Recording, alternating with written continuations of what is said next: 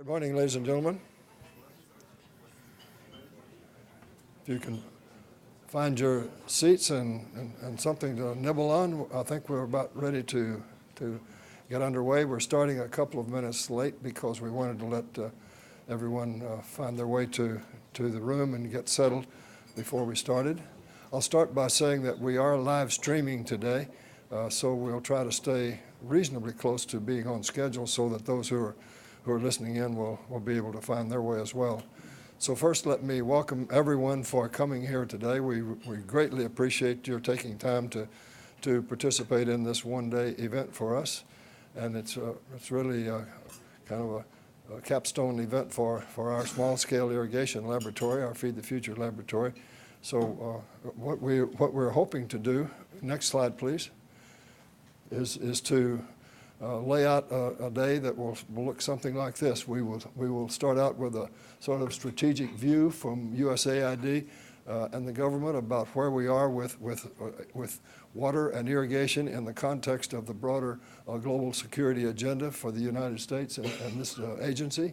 And then we will hear from representatives that participated, that were organizers for the World Bank Forum on water for food that was just concluded yesterday afternoon. We have some carryover from that meeting. We intentionally linked to that meeting so that we would have representatives from that group, and particularly African representatives who can reflect on what happened there as well as what we're talking about today. We will then, during the middle of the day, have a summary of the results of our Feed the Future laboratory for small-scale irrigation, and basically try to place that in the broader context of how water goes about helping smallholder farmers in Africa. Then after that, we will have a panel of experts who will talk about the activities that are related to successful transition of research results into practice through engagement with the private sector.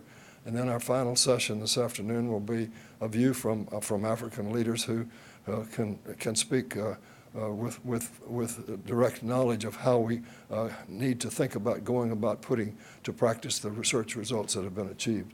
And then at the end of the day, we'll have a summary of the day's activities done by Dr. Nicole Lefort.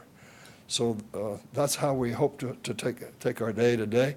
What I'd like to do now is to introduce my colleague and friend, Dr. Biniam Ayab.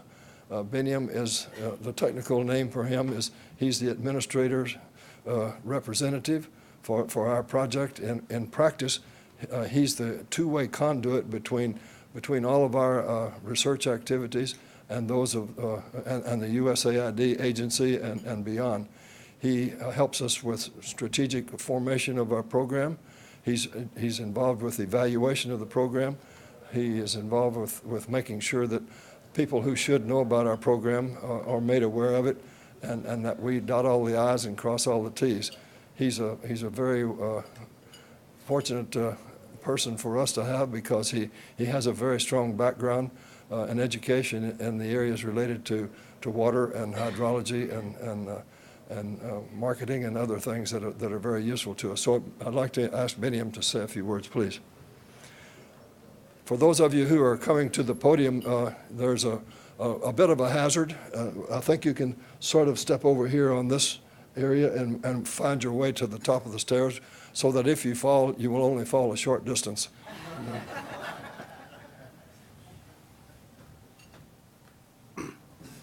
Hi, everybody. As Neville has introduced me, my name is Biniam Ayab, and I'm the agreement, not the administrator's representative. I'm the agreement officer representative and activity manager of the Feed the Future for Innovation Lab for Small-Scale Irrigation. And it's been an honor being the activity manager because it's a lot of learning, lots of learning that I have gathered from all of you, visiting from field sites, lots of learning from farmers, from the implementers from IFPRI, from UME, Texas A&M, North Carolina A&T University, University of Development Studies in Ghana, Sequoia University, Bahardar University, many other people who have been instrumental in implementing these projects activities. So I won't say too much. All I'll say is this: this has been the project has been active since 2013, and we've learned a lot. And recently, the one thing I would like to emphasize is that the project just underwent an independent evaluation, and it's been the evaluation will be released to the public very soon, and right now it's viewed positively, evaluation, and one of the things actually from a constructive way to push forward the project's goals is actually a private sector focus, which will be one of those things that will be discussed later. So with that, I just want to say thank you to the Texas A&M team and the whole ILSSI team for having this symposium, which is very important, and I can't wait to learn even more, and thank you.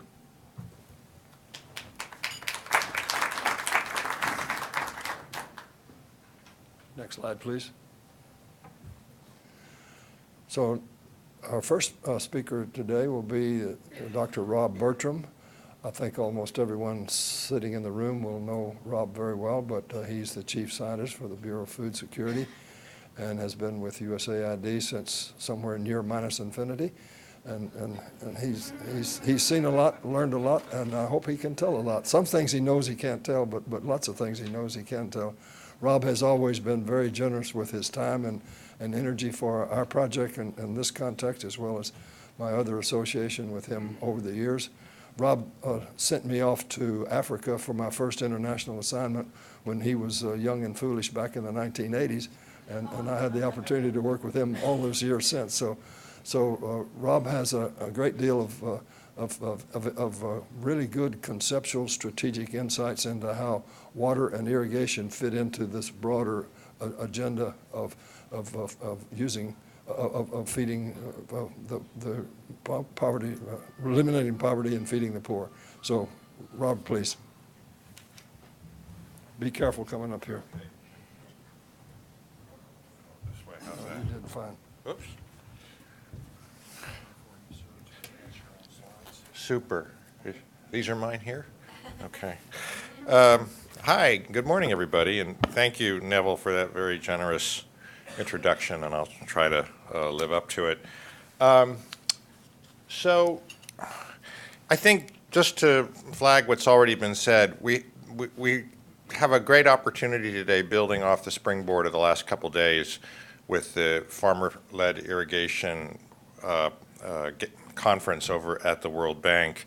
And so I think that whole effort and what we're going to be talking about today with respect to the Innovation Lab on small-scale irrigation are really interlinked. So for some of those who weren't necessarily with us the last couple days, I may flag a couple things, and I'm sure other speakers will as well, that were discussed there.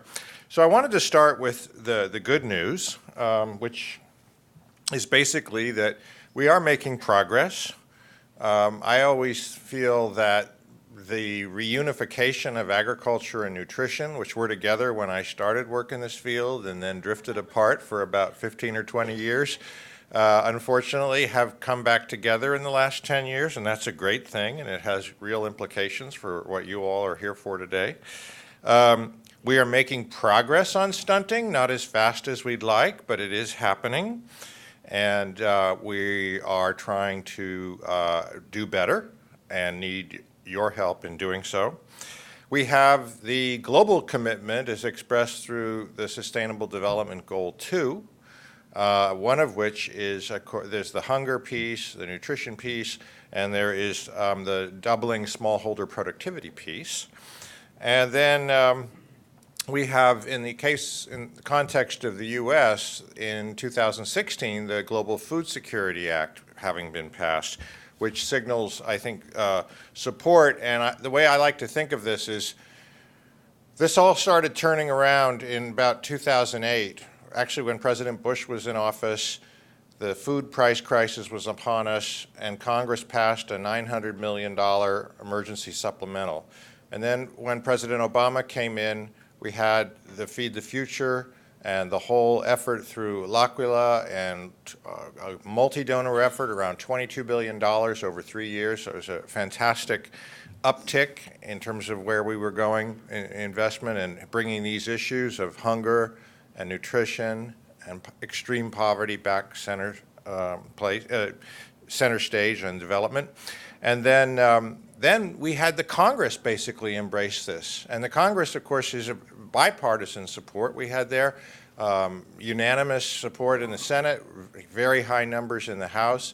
So this went from being a presidential initiative to really truly a whole of government initiative that's mandated in law. And that's what the Global Food Security Act does. It basically codifies a lot of the things we learned in recent years. So let's see if I can do this now.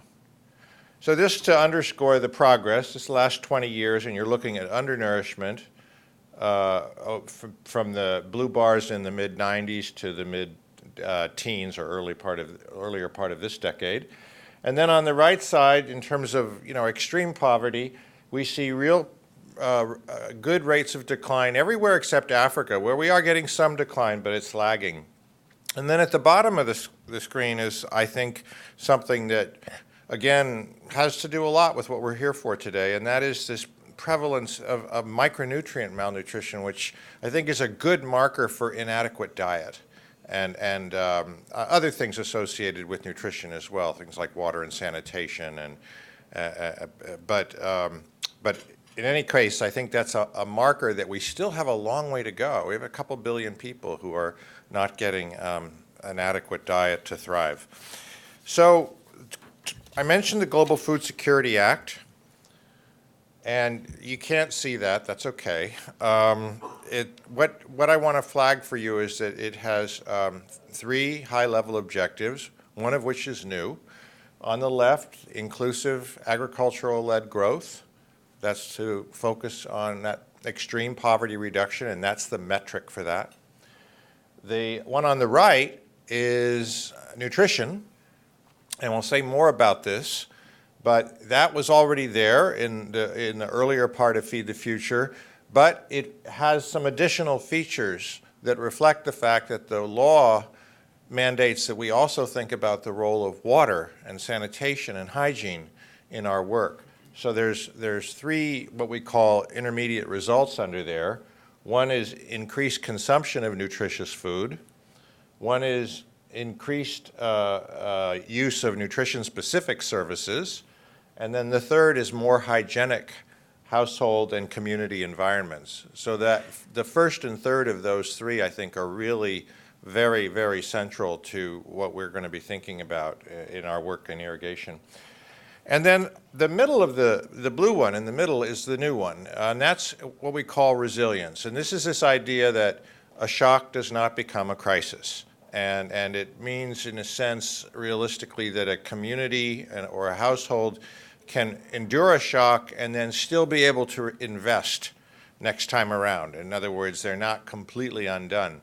And the metric for that, the metric for the nutrition one is reduced child stunting. And the middle one is, the metric for that is more about acute hunger. It's reduced child wasting. Okay, so it is looking at the short-term impacts of food, the acute impacts of food security that would ultimately potentially lead a family to pick up and leave, become internally displaced persons, refugees, or otherwise really have their lives turned upside down. So let's see what's next here. So now we'll turn more to our topic, and I'm going to just leave the slide up there and then shift to some of the notes that I put together based on our discussions of the last few days and leading up to it. So, why water? Why are we so focused on it? Well, I think Neville said to me once, water is the cross-cutting component of all crop and animal value chains. And irrigation, puts water where and when it is needed to optimize both sustainability and resilience. Well, that's our objective, that we would be able to allocate water in that really strategic way. And as I said yesterday at the bank, I've always thought that when you step back from everything we're doing, a lot of what we're trying to do relates to trying to capitalize undercapitalized production systems in the developing world, and to do so in ways that engage and benefit smallholders and the poor more generally, including, say, the landless as well. So, so we're seeing this happen, and I think that's one of the things that I really hope that we're going to learn lessons from ILSSI and from the work of others in small-scale irrigation, farmer-led irrigation, as it was called in the last couple days. I'm very excited about things like collective action, and I think the research opportunities there are significant.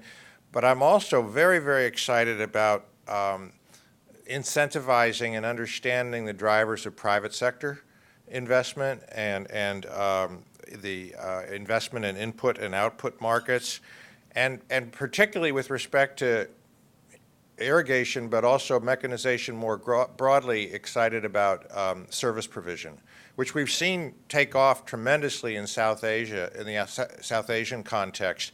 And to see that coming into Africa, which is starting, as I understand it, is a really important signal with great ramifications for farmer-led irrigation. So I think I've always been bullish on this, as Neville said. We were excited when we got to stand this program up.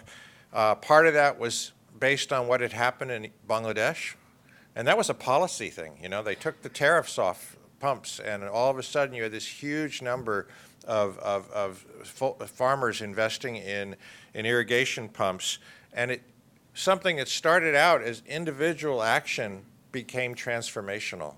And I think that's an important thing we need to remember in our work generally, that, you know, we need to start where we can start, but hopefully in a way that, as was said yesterday, gets us to scale. So I think Africa's ripe for growth and investment. It was really exciting to hear Jude Cobbing's comments yesterday, the gentleman from South Africa who said his report will be coming out soon. He and some colleagues are working on a report about groundwater availability and sustainability in sub-Saharan Africa. I mean, if based on what he was saying, I think it's very much a green light for our work. It doesn't mean we ignore sustainability issues, we ignore the issues of managing the resource wisely, but I think it's a signal about, you know, how much ground there is to catch up. And a couple people joked over the last few days that in Africa, because you're starting at such a low base, you know, you don't need to make mistakes. But the upside, or you can avoid mistakes, hopefully, that were made elsewhere. But you can also grow very rapidly. And of course, we have that reflected in the Malabo Declaration, which talks about doubling agricultural productivity by 2025. Hey, that's getting close, 7 years. So one of the things I like to say, it won't happen without fertilizers, but it won't happen without irrigation either. So they're really, these are must-haves. And then thinking about mechanization, I also think about drudgery, and especially women with respect to their burdens on the farm and understanding those, and even the issue of carrying water, which is huge, right? And often falls to women and children. And that, I think, right away tells us we cannot avoid the multi-use dimension of talking about water on the farm and small-scale farmer-led irrigation. And once we start thinking about that, we start thinking about nutrition and income, and because of the issues around water, both with respect to the quality of it and sanitation and hygiene, but also then I think more from the standpoint of what you do with the water in terms of irrigation, the opportunities for increasing productivity, decreasing risk. And a lot of this is going to be driven, I think, through high-value value chains that are associated with urbanization that's taking place across Africa, and not just megacities, towns and provincial cities, all of which have more income to spend now, and which those people with that income are demanding a higher quality, more diverse diet. And I believe it is an existential issue almost for our work in the continent to figure out how to have African farmers, including smallholders, respond to that demand rather than having it be met through imports. And there's a real risk of that, that if we don't get this right, if we don't figure out how to move food from African producing regions into the cities and towns, there's always the option that we see what happened, like, for example, with rice, to have that start happening with horticultural products or animal source foods. And so that, I think, is a huge opportunity and one that we can't afford not to take hold of. All of those value chains are knowledge intensive. And the whole issue of information and knowledge got mentioned a couple times in the last few days. So some of the aspects of that knowledge, though, is how we handle those products, and that brings us back to sanitation, hygiene. We don't have the children and the small children and the chickens playing together on the ground and such, but also in terms of hygienic production of things like fruits and vegetables or poultry, small livestock. So I also want to say something about resilience. I've got to pick up the pace here.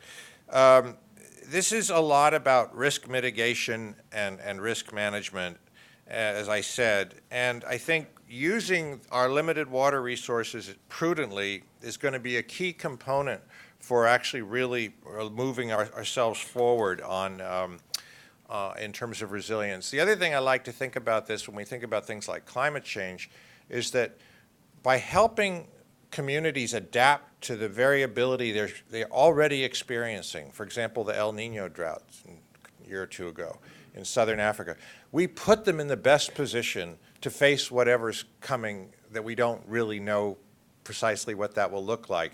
And a lot of that is about building assets. And of course, irrigation can be a real key entry point to building those assets. So as I say, I think irrigation, I like to think of it as one of the areas that it's almost like the sweetest of the sweet spots for us, because it simultaneously reduces risk. So much of risk in agriculture is about water ultimately, and it increases the upside production potential, and that's going to drive investment on farm, but also very much through value chains of the types we mentioned, animal source foods, fruits and vegetables, and also, I mean, I'm not taking things like rescue irrigation and partial irrigation systems off the table. Those can develop, but again, it's thinking that we may have to start small in some spaces. And I like to think about what small-scale irrigation can look like. And I always think that it's these other dimensions of it that are very important alongside what we would normally think of as an irrigated field. I think if you had a quarter or a tenth of a hectare even that a family had an assured water supply over the dry season, I mean, just imagine how transformational that can be in terms of both food for home consumption, but also being able to maintain something to sell during the dry season, and that could be fruits and vegetables. I mean, it could be vegetables, or it could be poultry or goats and that sort of thing. So a little bit on leveraging science and research. I think this is going to help us manage this resource sustainably. We've got new analytical methods, and I'm sure we're going to hear about some of those today, for how to gauge the water supply and understand how best to use it. As I said yesterday, I'm very excited about the role of policy and social science as we figure out how this transformational process of bringing in irrigation to systems that formerly did not have it plays out. And I do think, I know we have evidence, and we'll hear more about this today, about you have to be very intentional about the role of women and how this set of opportunities and technologies plays out for them. So a gender lens is critical here. I think we've got to do the same on the nutrition side, and I think that's what a lot of us will be doing in terms of trying to meet that new challenge with respect to that third pillar around nutrition. Let's see. So why am I so bullish on small-scale irrigation? Well, I think it really is a very important means of driving an African green revolution, and it's a green revolution that's going to be different from the one we knew in Asia and Latin America. I think it's going to look different for many reasons, but one of them is going to be how these areas that formerly were completely subject to weather find ways to bridge those difficult periods. And you know, one of the things Jerry and I and others talked about years ago with Feed the Future is, what if we could have one of our indicators getting rid of the hungry season? I mean, wouldn't that be a fantastic outcome for the world? So I think this is one of the things that we can look towards, along with all the other things we do. I mean, I'm not talking about things but like genetics and all today, but those are important and they're very connected here. So these knowledge around these other value chains that are going to connect are going to be important. Knowledge about irrigation itself and understanding the opportunities that came through in Nick's comments yesterday morning from the Water for Food Center, the Daugherty Center. And the job opportunities associated with those higher value things. A lot of those are employment rich. Young people are going to go for those. This transport, value preservation, value addition, service provision, again, a lot of it cell phone mediated. So very exciting things happening all across the board. Let's see. Finally, again, when we're thinking about crops, let's not forget fodder. I was in Burkina Faso last summer. It's incredible. The whole town of Ouagadougou is one big forage market. I mean, everybody's lined up with their piles of fodder, selling it, and there's people all over you know, it's an amazing. And what you're seeing there is a transfer of cash from the city back to the areas where that fodder came from. So I mean, this is and again, I can't help but think that a lot. That was, let's see, that was dry season. No, it wasn't dry season, but you know, to the extent that we can extend that season and find ways that that could be transformational too. And again, linking to the nutrition outcome that we need so desperately. So, I think the last word is, I kind of hinted at this already, incrementalist. I really do think we have to think. We're talking about small scale. We have to think about how this can go like that. And I do think we also, it's going to be easier in the places that are market connected with infrastructure already. So to the extent that we can figure out how to also get this into areas that are a little less market connected, but having, you know, the potential to draw in investment to make a market, that would be exciting too, because those hinterlands are where a lot of our challenges are the deepest and most severe in terms of the human needs. Yesterday, at the end of the day, I had water and sanitation on my mind because it's one of our challenges with the new global food security strategy that we have.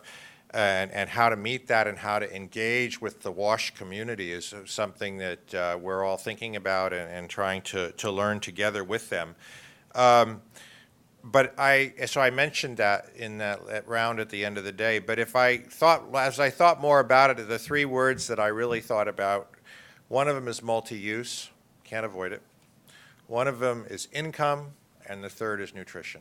So I think that's what I hope you all can keep, high up in your vision today as you talk about the really important ways that we can generate what I think will certainly be a transformation in sub-Saharan African agriculture. Thank you.